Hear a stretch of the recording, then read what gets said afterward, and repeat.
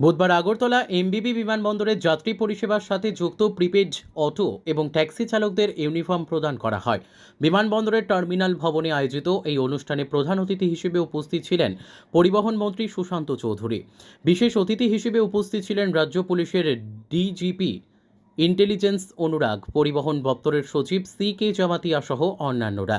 এই অনুষ্ঠানে এমবিবি বিমানবন্দরে বন্ধ হয়ে যাওয়া প্রিপেড অটো এবং ট্যাক্সি বুথ সেন্টার পুনরায় চালু করা হয়।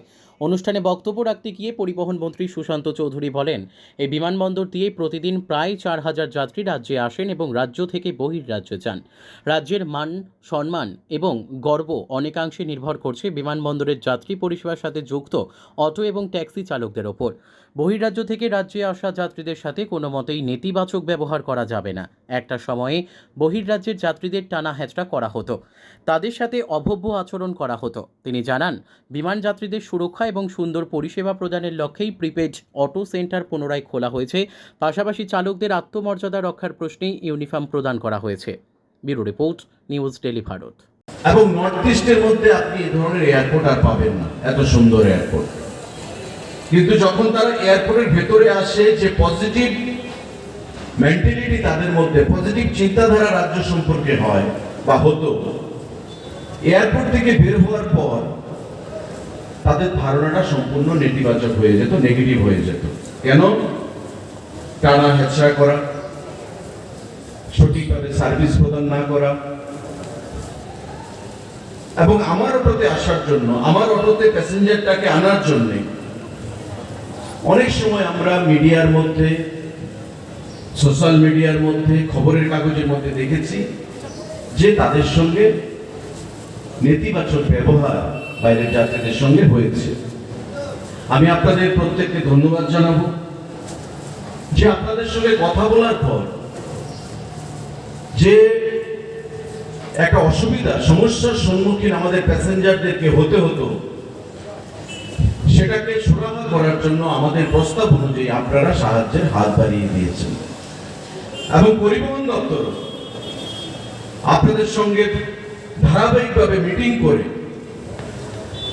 যাত্রীদের কি করে সুরক্ষা এবং যাত্রীদের কি করে সুন্দরভাবে সার্ভিস প্রদান করা যায় তার জন্য প্রয়োজনীয় পদক্ষেপ গ্রহণ করেছে। এবং এখানে প্রিপেড অটো কাউন্টার আমরা চালু করেছি।